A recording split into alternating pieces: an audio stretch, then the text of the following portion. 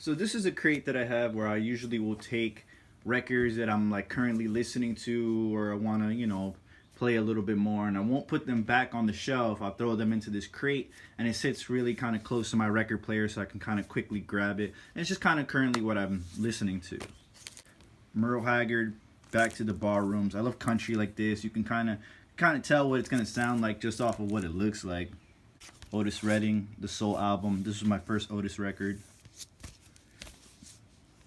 I mean, that track list is like incredible. Sometimes you gotta maneuver it.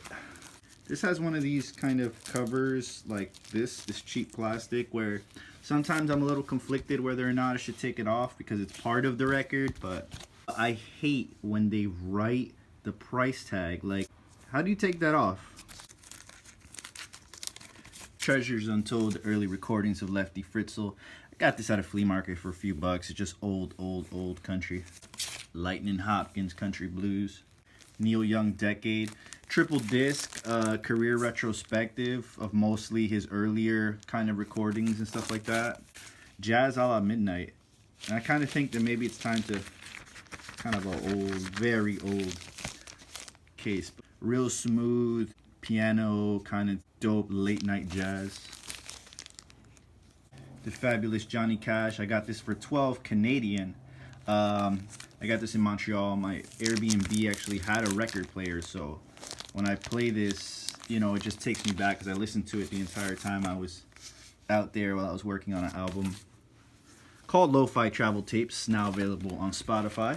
Raekwon, Only Built for Cuban Links. I bought this off of just somebody who had a whole bunch of records at a flea market for $1, and I'm looking through and it was just all stuff like this. But a lot of them had the records missing on the inside. Jim Jones, On My Way to Church. I love the production on this album. A lot of heat makers. Super soulful, lush. I mean, it's just, this is really what I listened to a lot heavily in high school. Genius of Ray Charles. I mean, look at this. How are you going to pass that up? It's Atlantic. Atlantic released a lot of great jazz, a lot of just great albums. Dave Brubeck's greatest hits. Take 5. I think Take 5 is the highest selling jazz record song of all time. I love that hat right there. It'd probably make a dope tattoo. The Incredible Jazz Guitar of Wes Montgomery. I've sampled this before. This is just an incredible album. Super smooth, just jazz guitar. I mean, it says it right in the cover, right? Incredible Jazz Guitar. Marvin Gaye, Let's Get It On. I mean, classic. You already know. It doesn't require much explanation. If you only know Marvin Gaye from the song Let's Get It On, check it out. At his creative peak.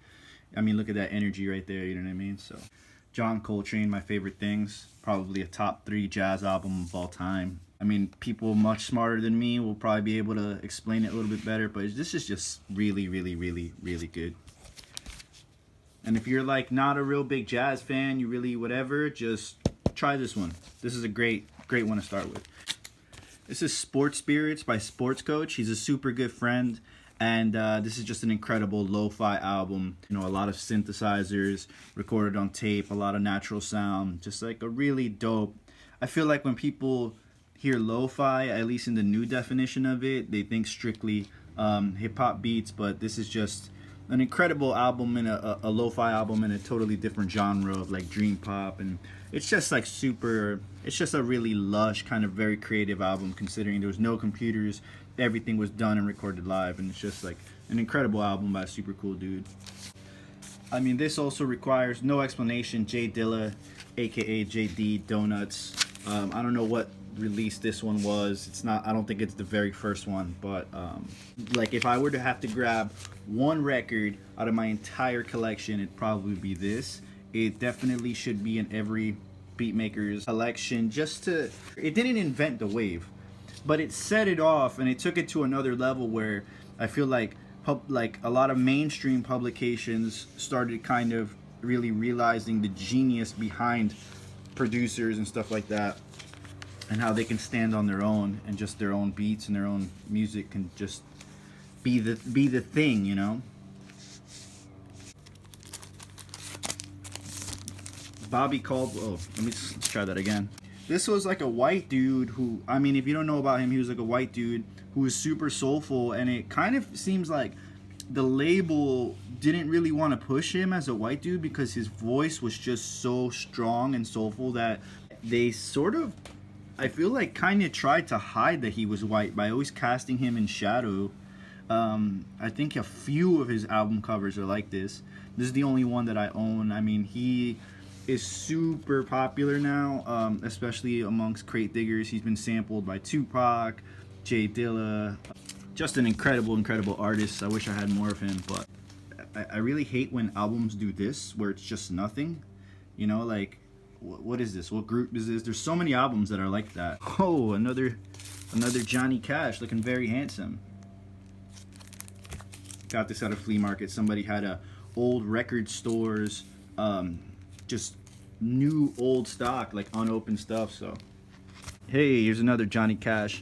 This is sealed still, and again, this is what I'm saying about old new stock or new old stock, that this is unopened from a record store. The guy had pretty much the entire record store's collection, just all unopened things, and I feel like I should have bought all of them, because unopened, that no matter what, unopened and old is very rare.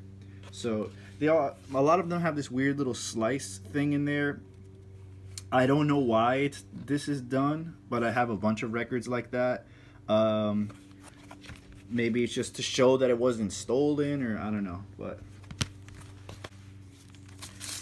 Little Sister Reba Green. I mean, hey, it's a Sunday morning. You got a little cup of coffee. You're gonna put on some on a Sunday. You put on a little gospel. Like, you can't go wrong. Honestly, this is just one very long prayer set to gospel music, but from like, I feel like maybe the 60s. It was recorded in Philly, but this is super dope. Really nice vibe. I haven't been able to sample it yet, but I'm going to. Just a bunch. I mean, it's honestly, the ones in the back here are just like random ones, a little Elvis Costello, some hip hop singles, but that's kind of basically everything that I've been listening to the last couple weeks.